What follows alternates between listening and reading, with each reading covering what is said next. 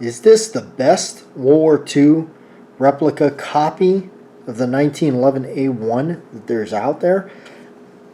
I'd have to say this one comes really close, and what I mean by that is for the money.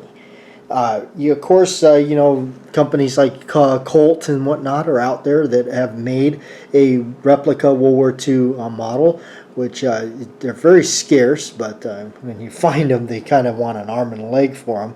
So there's always that. Now this is the Tisas, the Turkish made, and it's the model 1911 A1 U.S. Army. All right, you can see there the other stampings. Now, aside from the roll marks, you know, that those are pretty cool.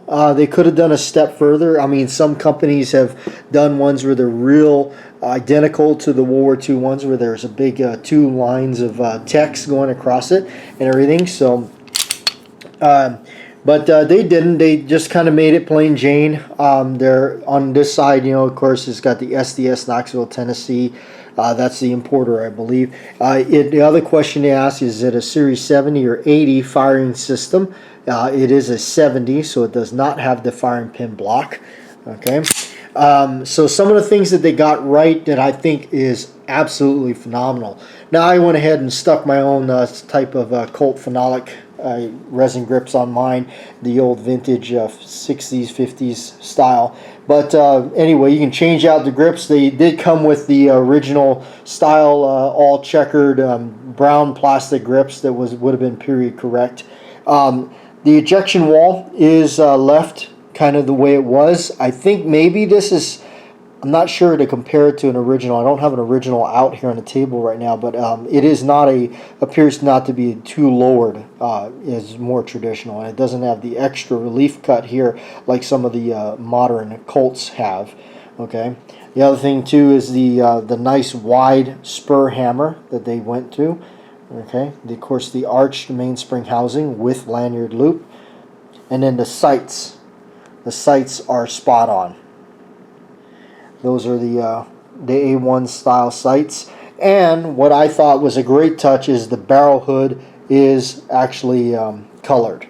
Now, this is the gun. The finish is, to me, the greatest of it all. The finish is perfect.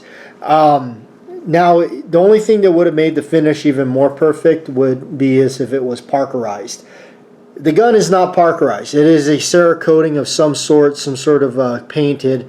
Now, this one here replicates the original as close as I've ever seen it. I'm not sure how well the video comes out, but the gun is actually not pitch black or jet black or flat black. It's not.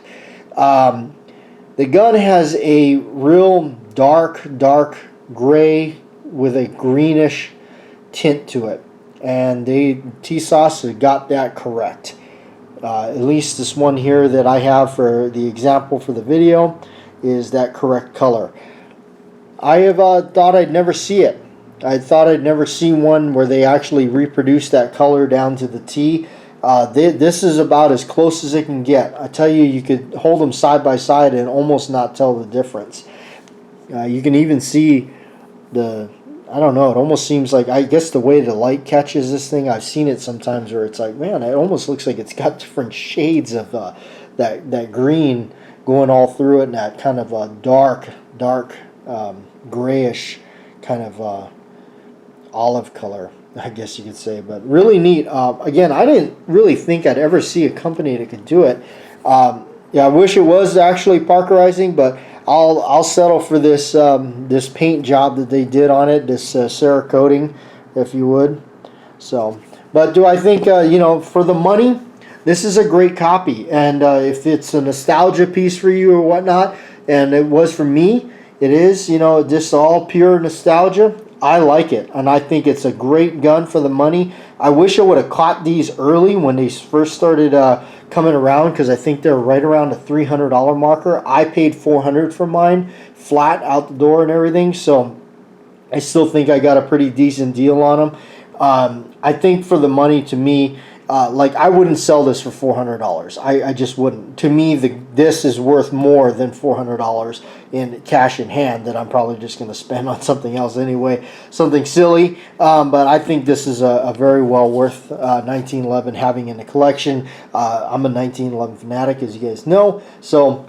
I just think it's what a phenomenal piece. Great replica, definitely a great replica, and really fun to kind of tweak and put different grips on it and see what you come up with, and a lot of fun to go to the range. So check out some of my range footage with it. I think you'll enjoy it.